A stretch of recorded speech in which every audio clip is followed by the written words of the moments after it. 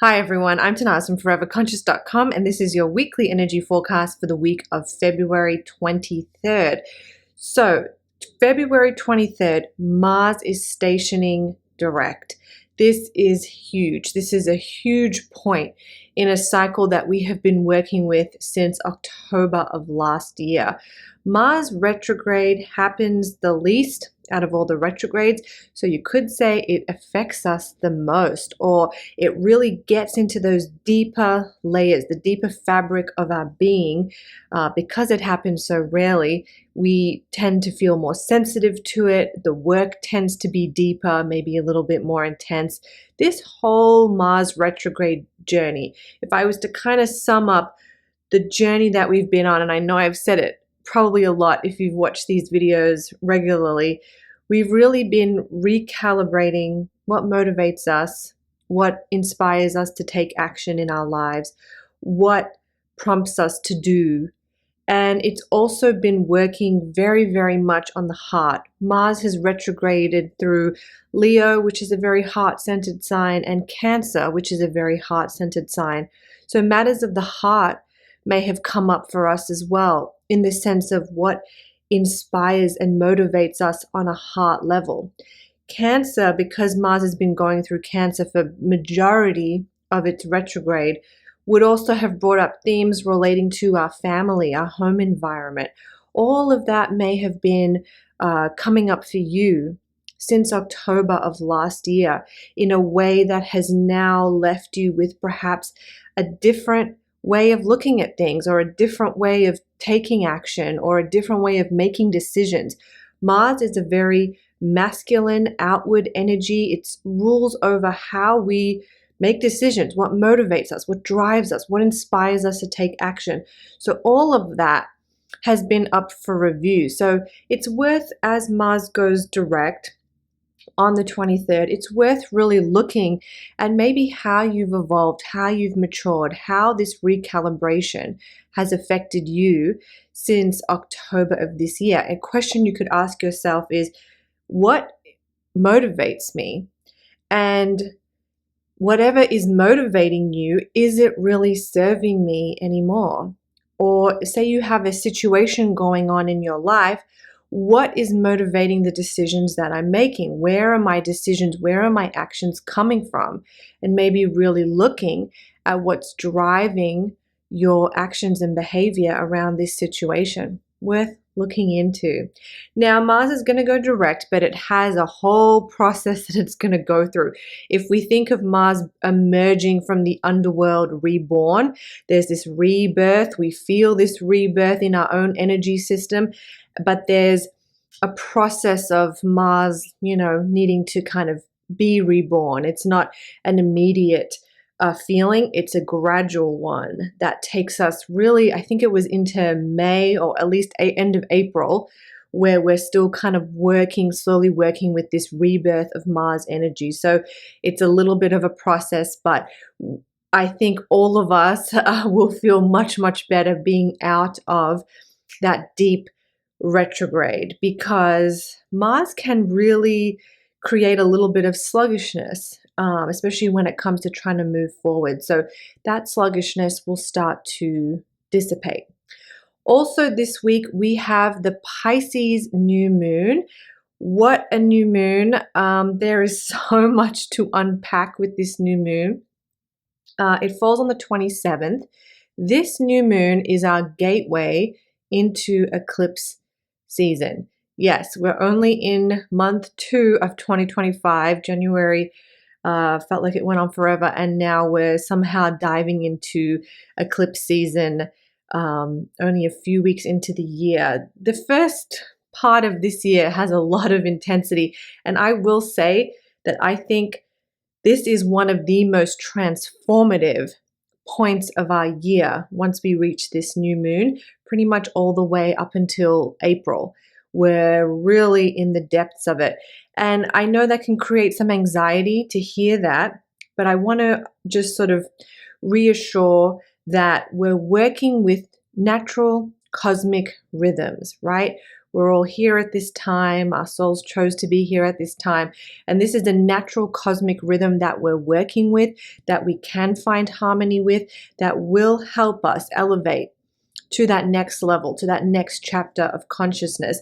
I would say, it's a bold statement, but I would really say that our reality by the time we get to April is going to look very, very, very different, just because of the sheer amount of cosmic happenings between the start of this new moon and as we get into April and even sort of the first part of May. This chunk of the year really is going to be one of the most transformative.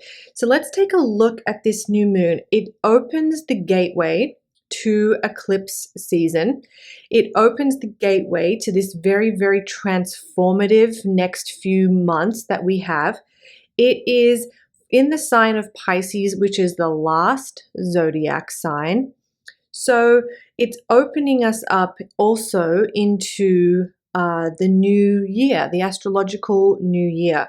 So there is a theme here of endings or completion or needing to kind of wrap things up or reflect on the whole picture with the new moon. Now, new moons are the start of a lunar cycle. So there's a little push-pull here between endings and beginnings. It's opening us up to this new transformative chapter. But there's this realization, this humbling, this awareness, this psychic sense that also comes attached to this new moon. So falling in the sign of Pisces, all of our intuition and subtler senses are going to be heightened. And that's what I would say we should lead with. Jupiter is very active also under this new moon, Jupiter being the planet of expansion. Things might feel a little exaggerated or inflated under this new moon, bigger than it needs to be, can kind of be a little bit of a theme. So really coming back to our intuition, really coming back to more subtle senses to help guide us through this energy. Pisces energy and the new moon can kind of make us feel a little bit scattered. We can feel a little bit all over the place. So again, really coming back to our intuition, our sensitivity, listening, going within. All of that is really going to support us under this new moon.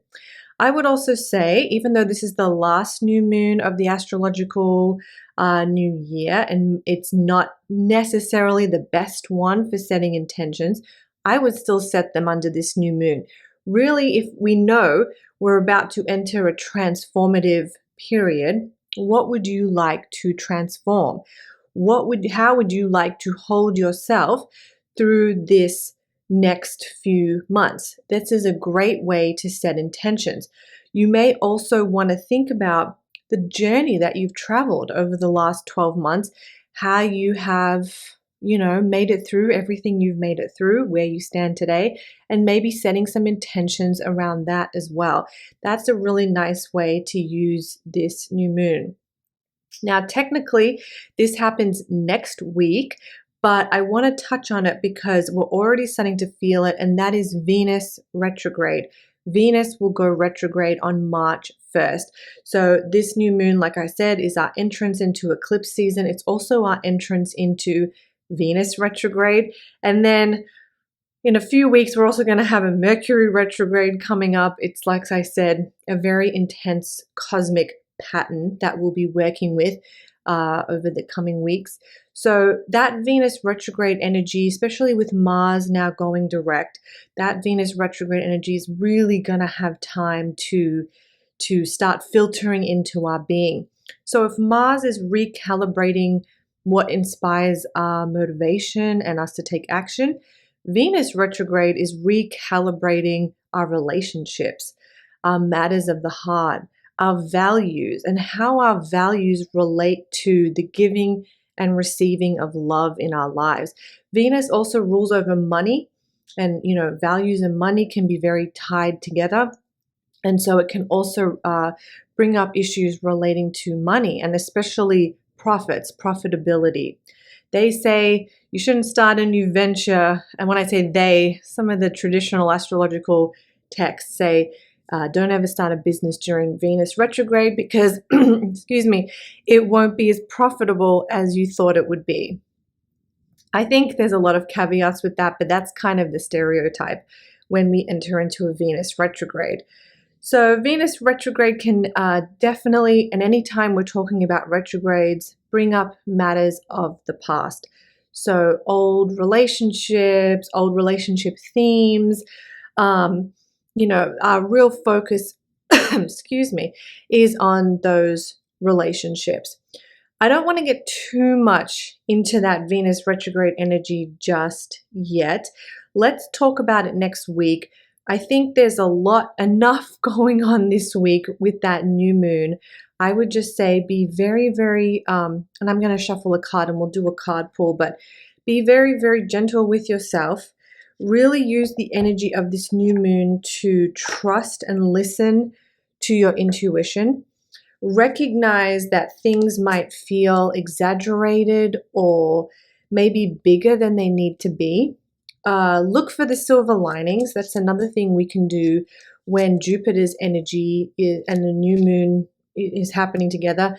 When that's all strong, we can look for the silver linings and the positive side with greater ease, and then really just try to bring balance from that scattered energy that can sometimes happen really in Pisces season, but especially under a sensitive Pisces new moon like the one that we have. Okay, so I'm just going to shuffle up the cards and just set an intention for the card that can just bring the most guidance and support our way as we journey through this week and as we move through this eclipse portal. Let's see what comes up for us. Oh, it's the zodiac Cancer. And the message there on the card is the Divine Mother. All right, let's take a look. Cancer is represented by the crab. The crab earned its place in our zodiac due to its incredible loyalty, strength, and bravery. How can such a small creature be known for these things? You know, it's kind of interesting as we wrap up Mars retrograde in the sign of Cancer, that we sort of reflect on some of these questions through the lens of that process as well. The answer, how can a small creature be known for these things, is love. Within the crab lives a well of love, a love that is so pure, strong, and powerful that it can achieve anything. I think when we look at what inspires a lot of us, I think it narrows down or it boils down to love. And then I think fear as well. I think a lot of us make decisions from a place of fear of missing out, fear of doing the wrong thing, fear of getting it wrong, whatever the fear is. And then I think for a lot of us, all of us, we make a lot of decisions from a place of love as well. So how can we lead with that? Within the crab lives lives a well of love, a love that is so pure, strong, and powerful that it can achieve anything. It is the same love of the Divine Mother who can create, birth, nourish, and protect. You have drawn this card as it's time to reconnect to your own inner love. For when you do, you will find the strength, courage, and bravery that is needed to navigate this part of your life. This card can also be a calling to protect and care for others, but also yourself or a project that is dear to you. Your emotions and sensitivity may also be heightened at this time, so be gentle with yourself and retreat until you feel more grounded. Know that love will be your ultimate answer. So a couple of additional meanings for this card: allow your emotions to guide you, look after yourself, create a nurturing environment, move from the heart, be there for your family, but set healthy boundaries. Be loyal to yourself, stand up for your needs. You may find yourself taking on a caretaking role. So that is our card. I think that kind of perfectly blends with what we have been talking about here today. If you have this deck, this card number 4, this is the deck Cosmic Astrology Oracle. As I mentioned last week, I was hoping to have more inventory by the end of the month, but that doesn't look like it's going to happen. It now looks like it'll be the end of March, and baby is due early April. So I don't know if I'll be able to even get these out in a timely manner, but we'll see. However it needs to happen, well, it will happen. So thank you everyone for your patience. Thank you for tuning in. Thank you for watching. Please subscribe if you like it, share the video around, and I'll see you all next week on the other side, or in the depths, I should say, of this incredible transformative portal that we're all about to walk through. Don't forget, if you want more guidance, check out foreverconscious.com. There's also a ritual for the Pisces new moon, so check that out as well if you need some additional energetic support.